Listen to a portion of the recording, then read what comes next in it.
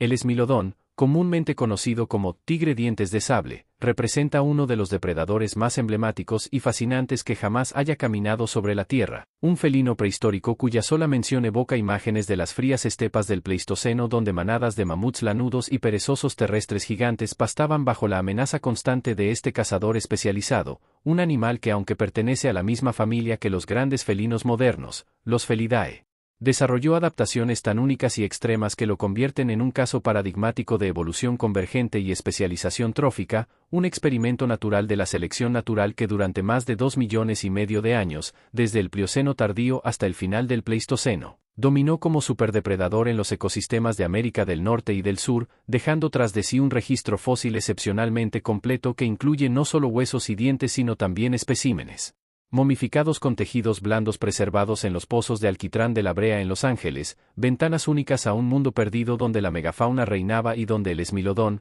con sus icónicos caninos superiores que podían alcanzar los 28 centímetros de longitud en las especies más grandes, representaba el pináculo de la depredación entre los mamíferos. La taxonomía y diversidad del género Esmilodon han sido objeto de estudio y revisión constante desde que los primeros fósiles fueron descritos científicamente en la década de 1840, pero actualmente se reconocen 3 especies principales que representan diferentes etapas de su evolución y adaptación a los cambiantes entornos del Pleistoceno. Esmilodon gracilis, la especie más antigua y pequeña que apareció hace aproximadamente 2,5 millones de años en América del Norte como descendiente de felinos dientes de sable más primitivos como Megantereon, con un peso estimado de apenas 55 a 100 kilogramos y unos caninos relativamente más cortos que sus sucesores evolutivos, Esmilodon fatalis, la especie intermedia y mejor conocida gracias a los cientos de especímenes recuperados en los pozos de la Brea, que vivió desde hace 1,6 millones de años hasta hace unos 10.000 años atrás con un tamaño considerablemente mayor, de 160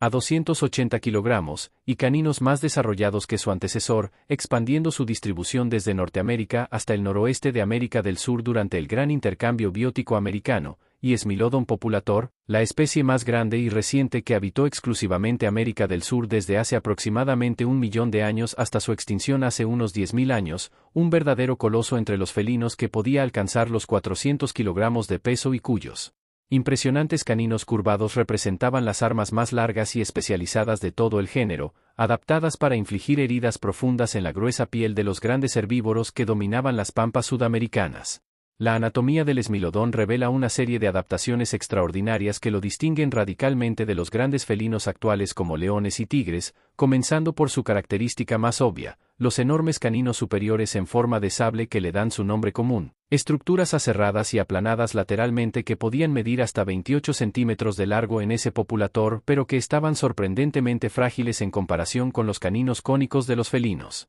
modernos, lo que llevó a décadas de debate científico sobre cómo exactamente estos animales los utilizaban para cazar sin romperlos. Estudios biomecánicos recientes basados en tomografías computarizadas de cráneos fósiles y simulaciones por computadora han demostrado que los caninos del esmilodón no estaban diseñados para morder huesos o resistir las luchas prolongadas con presas que caracterizan la caza de leones actuales, sino que funcionaban como dagas precisas que el depredador clavaba en el cuello o la garganta de sus víctimas después de inmovilizarlas con su poderosa musculatura, infligiendo heridas profundas que cortaban arterias vitales o la tráquea para causar un rápido desangrado o asfixia, una técnica de matanza radicalmente diferente a la estrangulación empleada por los grandes felinos modernos y que requería un control preciso de la mordida a costa de una menor versatilidad en el uso de la dentadura. El cráneo del esmilodón presentaba modificaciones únicas para acomodar estos enormes caninos y la potente mordida necesaria para utilizarlos efectivamente. La mandíbula inferior podía abrirse hasta 120 grados,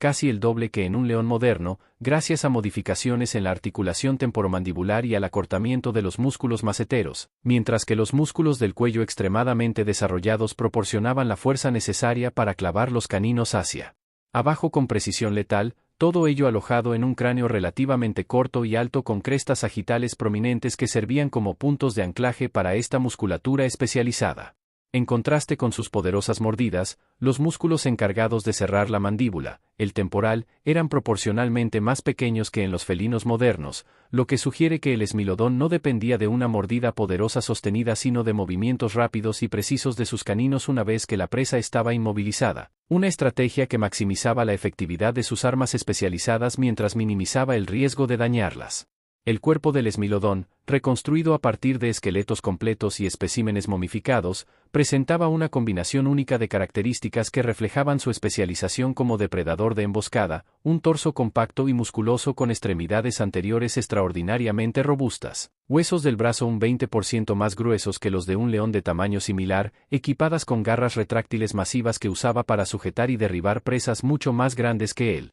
mientras que sus extremidades posteriores eran relativamente cortas y fuertes, sugiriendo que no era un corredor veloz como los felinos modernos, sino más bien un animal que dependía de la sorpresa y la fuerza bruta para abatir a sus víctimas en distancias cortas, posiblemente acechando entre la vegetación o utilizando el terreno para ocultar su aproximación antes de lanzar un ataque explosivo. La cola, notablemente más corta que en los felinos actuales, probablemente servía más como contrapeso durante estos embates que como timón en persecuciones a alta velocidad, completando el perfil de un depredador construido para la potencia más que para la resistencia, perfectamente adaptado a un mundo donde las presas eran abundantes, pero estaban protegidas por gruesas pieles y tamaños colosales que requerían estrategias de caza radicalmente diferentes a las de los ecosistemas modernos. El hábitat del esmilodón abarcó una sorprendente variedad de ecosistemas durante su existencia, desde las frías estepas del Yukón hasta las cálidas pampas de Argentina, pasando por los bosques templados de California y los matorrales semiáridos de Chile, aunque siempre mostrando una clara preferencia por ambientes con suficiente cobertura vegetal para permitir sus tácticas de emboscada y con abundancia de grandes herbívoros que constituían su principal fuente de alimento.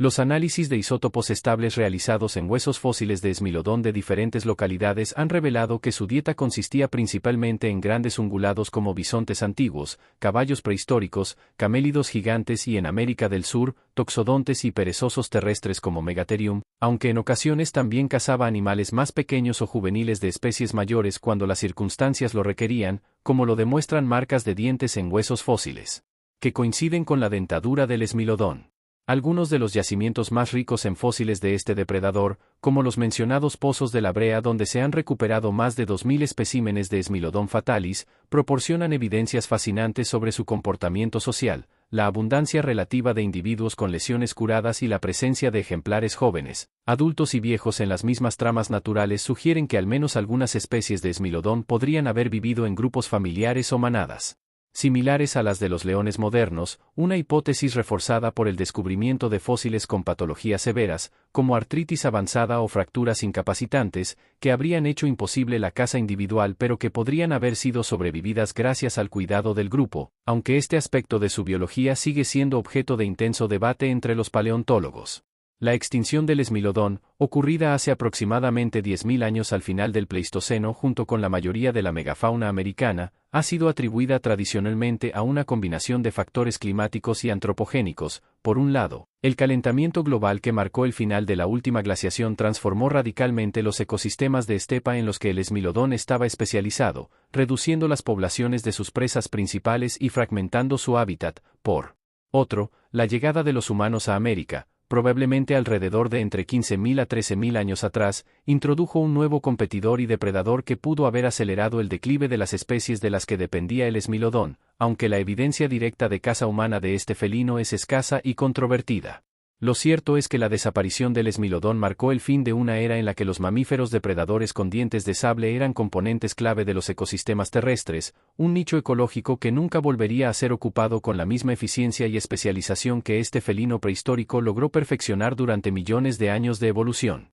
El legado del esmilodón trasciende su importancia paleontológica para convertirse en un icono cultural que ha capturado la imaginación humana desde que los primeros fósiles fueron descubiertos, representado en innumerables obras de arte rupestre por los pueblos paleolíticos que coexistieron con él, estudiado por generaciones de científicos que han visto en su anatomía única un laboratorio natural de evolución y adaptación, y recreado en películas, documentales y literatura como El Depredador por excelencia de la Edad de Hielo. El esmilodón sigue siendo hoy, milenios después de su extinción, uno de los animales prehistóricos más reconocibles y fascinantes, un recordatorio de la increíble diversidad de formas de vida que han poblado nuestro planeta y de los procesos complejos que determinan su surgimiento y desaparición. Los estudios continuos sobre este extraordinario felino, utilizando técnicas cada vez más avanzadas como el análisis de ADN antiguo a partir de restos subfósiles y la reconstrucción digital en 3D de su biomecánica, prometen seguir revelando secretos sobre su biología, comportamiento y ecología, asegurando que el esmilodón, el tigre dientes de sable más famoso de todos los tiempos, continúe enseñándonos lecciones valiosas sobre la historia de la vida en la Tierra y los intrincados mecanismos de